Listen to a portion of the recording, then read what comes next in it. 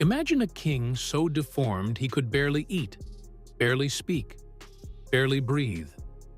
A man whose jaw hung open, whose body decayed while he was still alive, yet who ruled the largest empire on earth. His priests called him cursed. His people called him possessed, and his death would ignite a war that set Europe on fire. This is not legend. This is the true story of Charles II of Spain, the last Habsburg king. The man born from centuries of royal incest, whose body carried the genetic collapse of an empire. A dynasty that sought to make its blood divine, and instead created a monster. Chapter 1: Birth of the Curse. Look closely at the painted kings of Europe. Gilded frames, crowns of gold, faces carved to look divine. They called it royal blood, pure, holy, eternal. But purity is a fragile thing. And for the Habsburgs of Spain, it became poison. For 2 centuries, this dynasty ruled half the planet. Spain, the Americas, the Philippines, the Netherlands, all bowed before one family. They believed their power came from keeping their blood untouched by outsiders, so they married only their own. Uncles to nieces, cousins to cousins. Each generation drew the circle tighter, until the blood that ran through the family was no longer life, but inheritance turned toxic. In 1661, the curse took flesh. Charles, son of King Philip IV of Spain and Mariana of Austria, was born into a world that expected another conqueror. What it received was a child who could hardly survive. His head was too large, his limbs too weak. He cried like something strangled between breaths. The midwives went silent. Even his mother turned away. Because they all understood, this was not a blessing. It was the cost of centuries of pride. Doctors called him delicate. Priests called him chosen. But behind the whispers was one truth. The greatest empire on earth had just produced its own undoing. Charles did not walk until he was 8. He did not speak clearly until he was nearly 10. He drooled constantly, his jaw jutted forward, his tongue too large to fit his mouth. When courtiers saw him, they knelt, not in awe, but in pity. And yet, in that fragile body, the fate of an empire rested. When his father died, the crown passed to him. A boy who could barely form words became the ruler of continents. Spain had a king in name only, a breathing symbol of its own decay. His mother ruled in his place, hiding the truth behind portraits that showed him radiant and strong. But no painting could hide what Spain itself already felt. The empire that had once devoured the world was now devouring itself. Chapter 2: The Hollow Throne. By the time Charles was crowned, Spain was already a shadow of its golden age. The galleons that once carried silver across the Atlantic now limped home half empty. The soldiers who once terrified Europe were starving in rags. But the court clung to ceremony, pretending nothing had changed. They paraded their sickly monarch through Madrid like a holy relic. The crowds cheered, though they knew the boy could barely stand.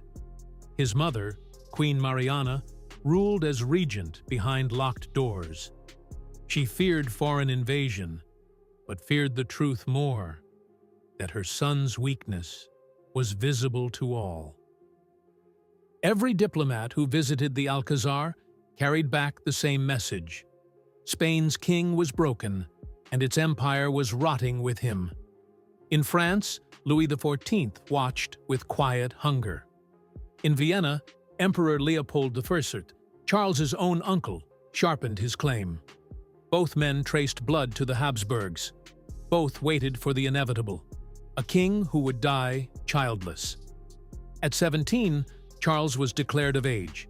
He sat on the throne for the first time, eyes vacant, hands trembling. Orders were read to him. He nodded without understanding. The real rulers were those who stood behind him, priests, ministers, and foreign ambassadors who pulled his strings in the name of faith and family. To prove his virility, the court arranged a marriage. His bride was Marie-Louise of Orléans, niece to the Sun King of France. She was 19, bright, full of life, and completely unprepared for what awaited her. Madrid was a palace of incense and decay. Her husband, pale and shaking, could scarcely eat, let alone touch her. For 10 years she tried to give Spain an heir. Every failure was blamed on her. They made her drink elixirs of bull's blood and ground gemstones. They accused her ladies of witchcraft. Each month of empty waiting made the kingdom more desperate. In 1689, she died suddenly, perhaps poisoned, perhaps by grief. Charles wept, but his tears changed nothing. He remarried within a year, this time to Maria Anna of Neuburg, chosen for her family's record of fertility. But no prayer could rewrite his blood. The second marriage was as barren as the first. Meanwhile, the empire crumbled. Ships rotted in harbor. The treasury was empty. Whole provinces starved while nobles blamed demons and foreigners. The church preached that the king's suffering was Spain's trial by fire, and in that superstition, they found their excuse. If reason could not save the kingdom, perhaps ritual could. The court began to treat the king less as a ruler and more as a holy patient, a body to be examined, cured, or exorcised. And as Spain's enemies grew stronger, the palace turned inward, convinced that its salvation lay not in armies or trade, but in purging whatever darkness had taken hold of its monarch. Before we continue deeper into this descent, take a moment to support the work that keeps these forgotten stories alive. If you want more history told the way it truly was, dark, human, and unfiltered, subscribe now and turn on notifications. You won't want to miss what comes next. Chapter 3: The Body That Betrayed an Empire. The final decade of the 17th century turned the Spanish court into a theater of misery. Charles II was now in his 30s, but he looked twice his age. His skin was pale and stretched thin across bone. His lips hung open, unable to close. Drool dripped down his chin as he struggled to breathe through a throat scarred by years of sickness. He weighed less than a child. Every day began with servants lifting him out of bed. They brushed his thinning hair, dressed him in gold and velvet, and placed the crown upon his trembling head. He could not speak without choking, yet was still paraded before courtiers who bowed to the image of a king they no longer believed in.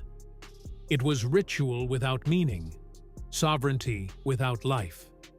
Meals were torture. He could not chew. Most of the food fell from his mouth before it reached his throat. He vomited what little he swallowed. Physicians forced him to drink broths, wine, even melted silver, promising strength. Nothing helped. The king of the largest empire on earth was starving to death in his own palace. As his body failed, his mind began to fracture. He raved at night about shadows whispering from the walls. He said the dead spoke to him, that he saw the faces of his ancestors hovering over his bed. Servants reported screams echoing through the halls, followed by hours of silence. When dawn came, he would sit upright, staring into nothing, muttering prayers through cracked lips. Doctors were powerless. They bled him, purged him, burned incense, and applied leeches. When their remedies failed, the priests stepped in. They declared the king possessed by demons. Holy water replaced medicine. Exorcisms replaced treatment. The first ritual began in secret. Charles was bound to his bed, while Father Antonio Maricar recited Latin verses over his convulsing body. Witnesses said the king screamed in two voices, One weak and human, the other guttural, almost animal. Blood ran from his bitten tongue. He fainted, awoke, fainted again. The clergy claimed victory. The demons had spoken.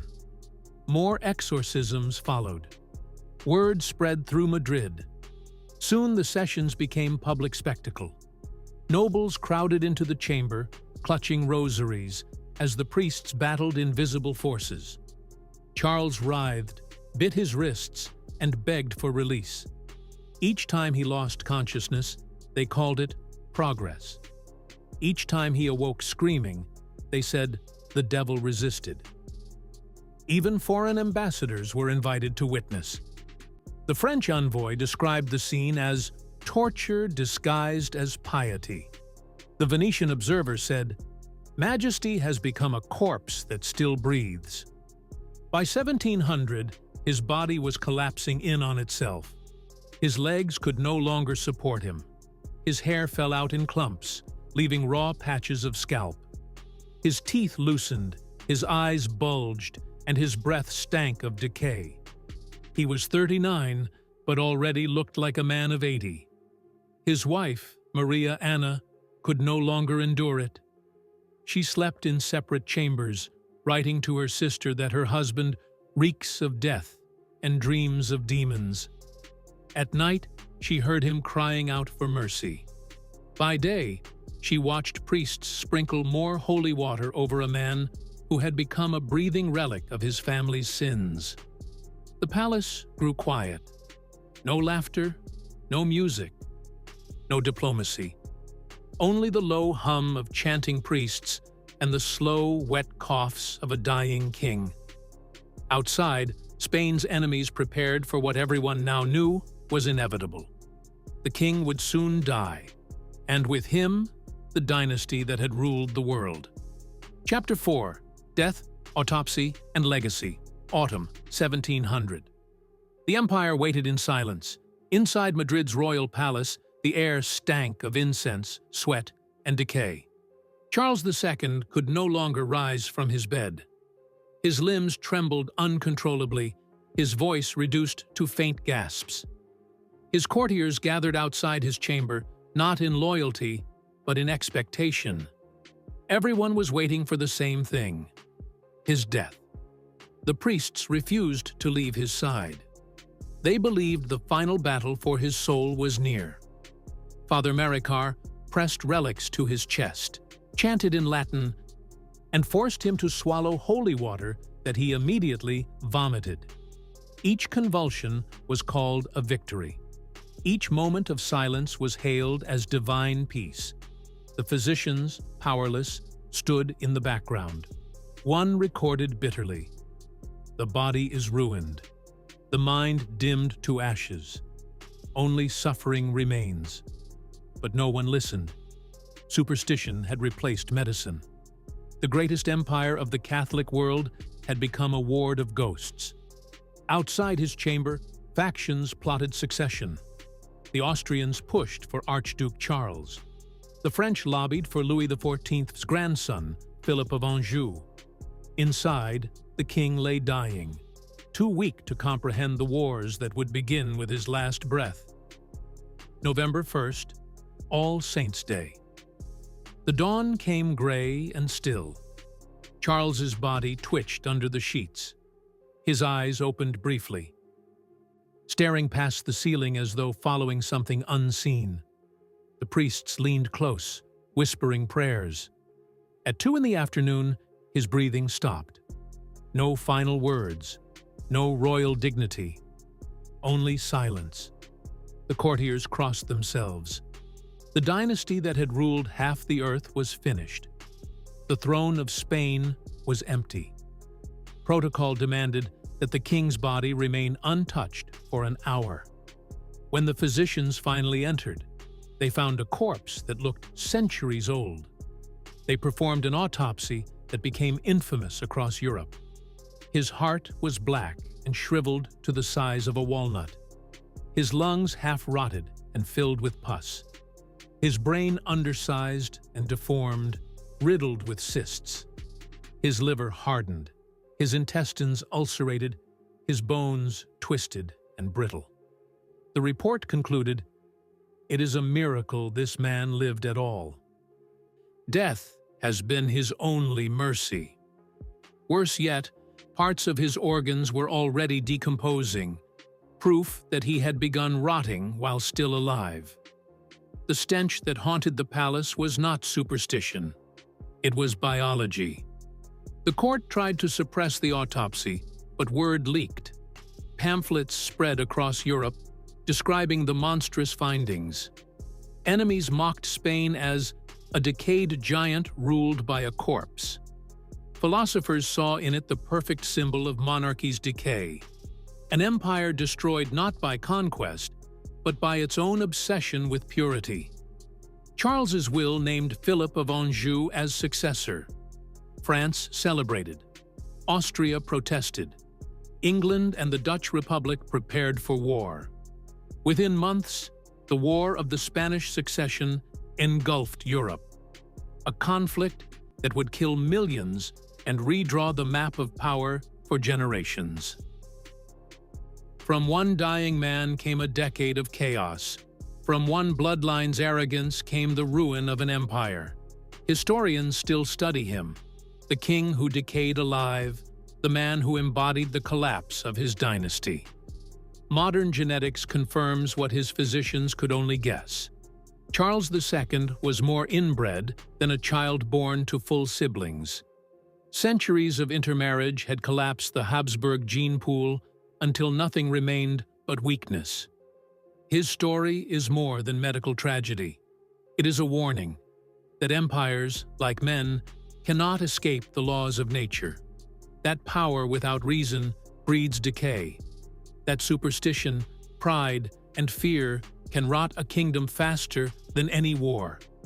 When the torches in his palace finally burned out, the Habsburgs' centuries-long rule ended in silence. The empire where the sun never set was now a ghost. Its last king remembered not for glory, but for the smell of death that lingered in his wake. Charles II of Spain, born of power, destroyed by purity, the final echo of a bloodline that crowned itself divine, and proved, in the end, only human. Centuries later, his story still stands as a warning written in blood and bone. If this glimpse into history's darkest corners fascinated you, make sure you're subscribed. Leave a comment below. Tell us which fallen dynasty you want unearthed next. Because the past isn't buried. It's waiting to be exhumed.